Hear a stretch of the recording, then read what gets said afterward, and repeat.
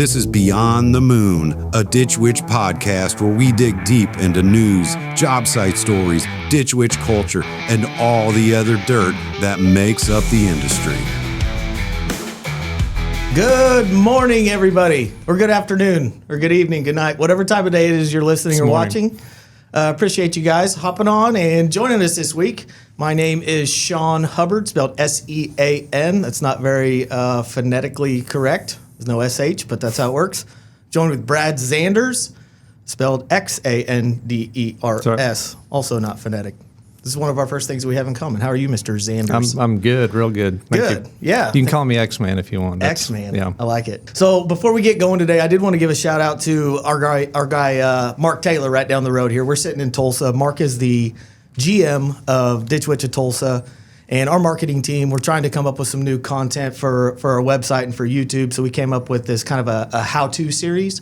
So we reached out to Mark and his team up there about, hey, do you guys have some equipment and SKs on how can you change your oil or what are your daily service checks? And Mark and his team just bent over backwards for us and accommodated everything that we needed from them. So we've got some new videos coming out, so be looking for those if you need some maintenance tips on your SKs. It's a good group over there. Yeah, they're awesome. So thanks again, Mark and the team over there. But today we've got Brad Xanders here, and the first thing we had in common is our names are spelled a little bit differently, but we have several things in common. One, we live in the same neighborhood. We are. We're neighbors. That's right. Basically. Yeah, so Brad lives up the hill from me a little bit. I could probably, I don't know, without pecan trees in my backyard, maybe fly an 8-iron into into your pool. Put it in the pool. Yeah. So heads up, if you see golf balls, you know where they're coming from. Yeah. Another thing we have in common is our sons just earned their CDL. That's right. Yeah, getting ready to graduate from Meridian Tech. They're in Stillwater. They're in a high line. I don't know, what's it even called? What program? I've just been called the electrical lineman program. Yeah, so that's pretty cool. And another thing we have in common is we have the same favorite professional golfer, but for different reasons. So Brad and I, we were talking about this a little bit ago, and we can't exactly remember how this came about. But Brad, your version of us stumbling into this common golfer is what? Can I say who it is already? Oh, absolutely, yeah. Well, basically, I'm a Gary Woodland fan, and to make the long story short, Gary Woodland, when he was sponsored by Wilson, the hats he was wearing were almost a flat bill. Right. You know, there's a little bit of curve on them. Yep. And I'm kind of a big flat bill fan guy, so I like the hats Gary was wearing. There you so go. I immediately get online. I order 2 of them, a black one and a white one. Of course, they say Wilson super big on the front of them. That's right. It's good branding. So ever since then, I'm following Gary. I like him, cheering for him, all that. Another side to that is my little group of guys I play golf with.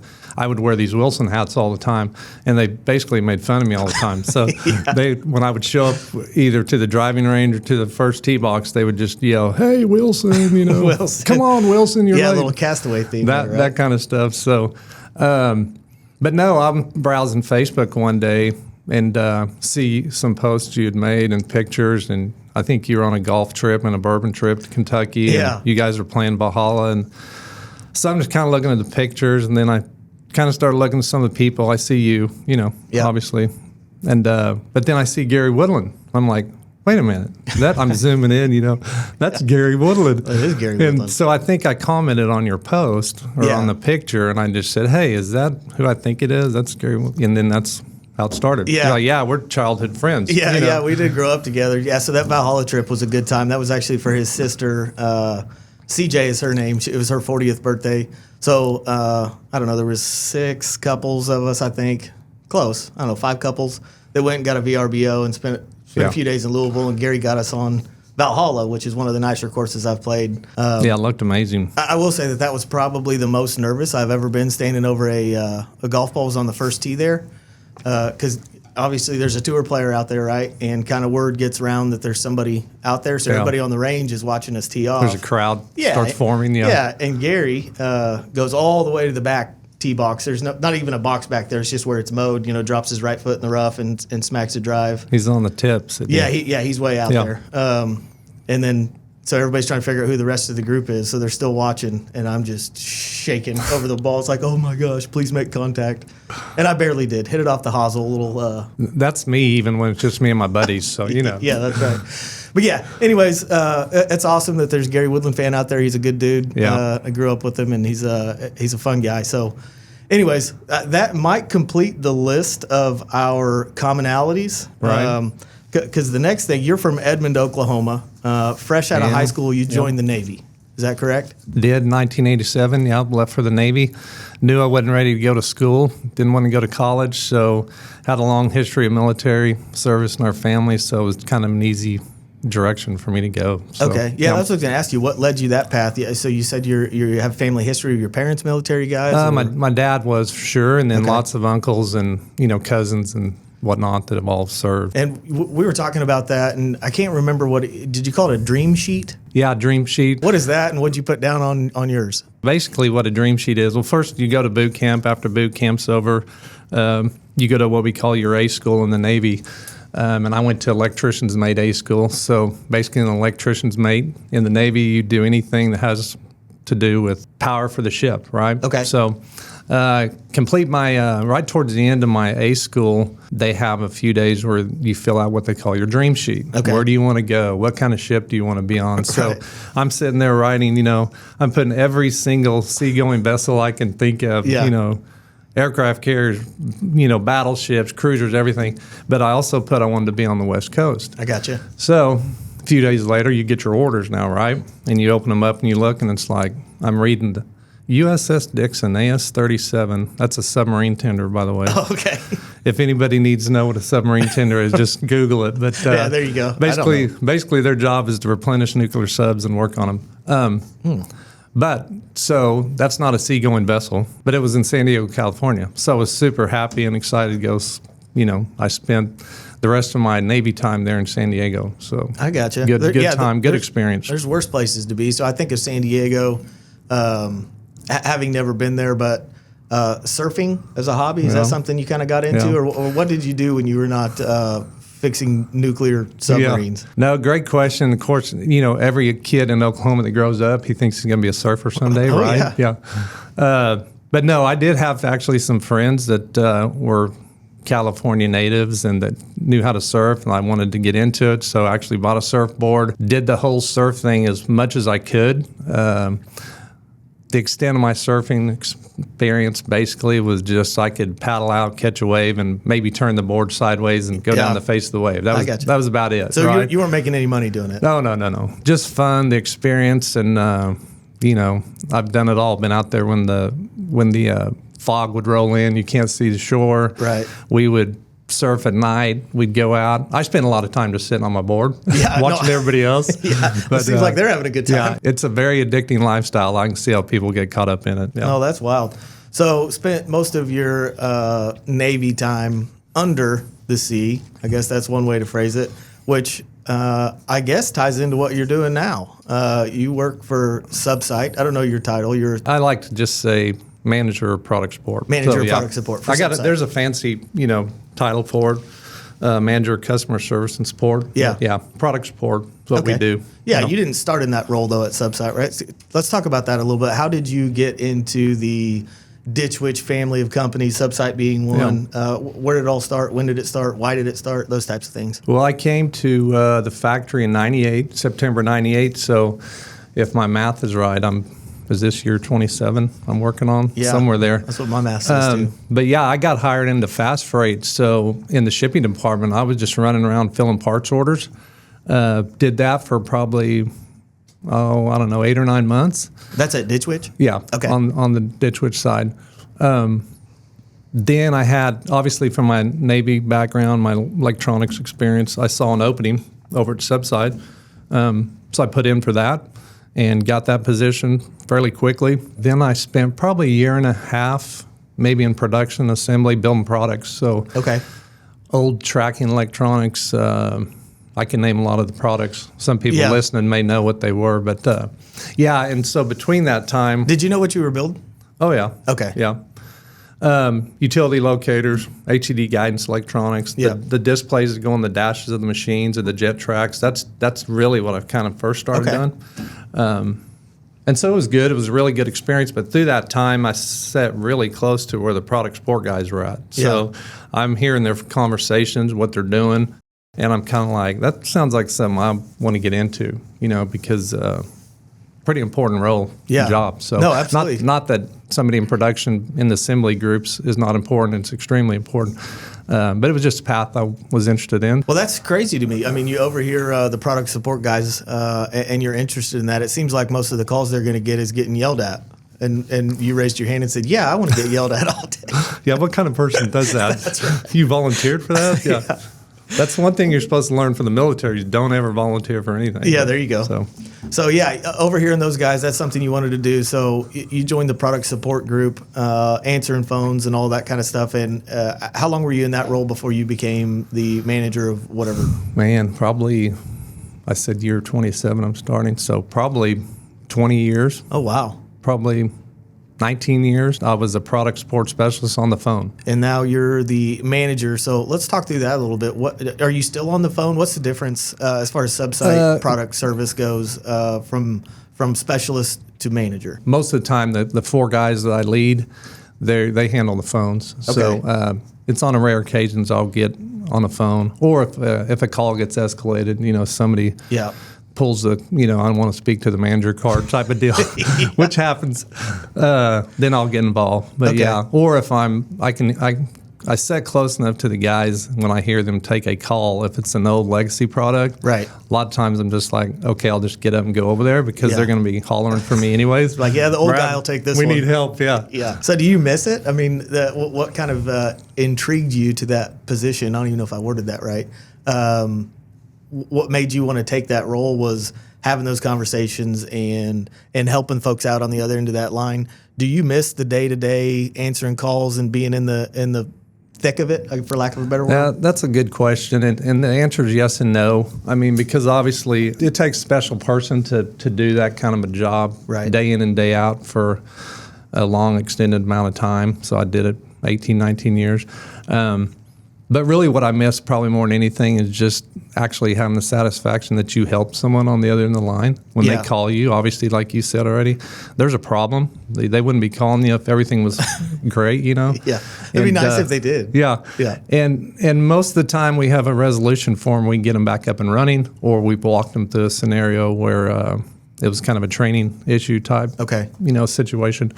And then ultimately sometimes we have to tell them, hey, there's nothing we can do for you, but we can repair this product. We can be happy to coordinate it through the Ditch Witch dealership, your local dealer, get it into Perry for us to repair it and get it back to them. Okay, and that's what I was going to ask you too. So who calls you? We had Justin Simon on in season 1. He works very closely with Ditch Witch dealerships, and he's on the phone with their tech guys a lot on working through some issues. Is that similar to your group? Do you guys talk to Ditch Witch dealers, or do customers call you direct? I know there's a 1-800 number. So who are you guys talking to? Yeah, all the above. Oh, okay. But probably the biggest difference between the Subsite product support reps and a Ditch Witch product support rep would be that whenever our phone rings, 50% of the time, we don't know if it's the end user, so the actual customer, or a person at the Ditch Witch dealership. So a salesman. You need to screen those calls, get some caller ID. Yeah. Well, that's a big difference in us, right? Okay. So, and I think that's really what I kind of enjoyed too, because we're talking to users with our products, no matter where they're at in the world. Yeah. We can talk about that in a minute. But they call us and they need help. And when you can help them, they have a lot invested. Obviously, there's a lot of dollars on a job site today, right? And if one piece of the puzzle's not working, our piece of electronics, then they need answers quickly. And so that's our goal, is to try to help them and get them back up and running. I got you. No downtime, hopefully. Right. And you just said the phrase all over the world, and you have 4 guys. So how does that work? Is somebody on call all the time, or is it a email, or how does that happen if somebody in 15 time zones across the world needs to talk to somebody right now? It's a good question. It's what I always lead off a lot of my interviews with when I'm looking at potential. It's like, do you like sleep? Yeah, and are you willing to do this and this and that? But no, that's a good question, because I think the number of locations we're up to Ditch Witch worldwide is like over 200 and something locations now, 225 or something, I think. And that's genuinely worldwide. So, Right. The 4 guys in the group that report to me, they all have domestic areas of responsibility. So domestic Ditch Witch dealers that they communicate with on a regular basis, work warranty claims, whatever with them. And then they have international territories also.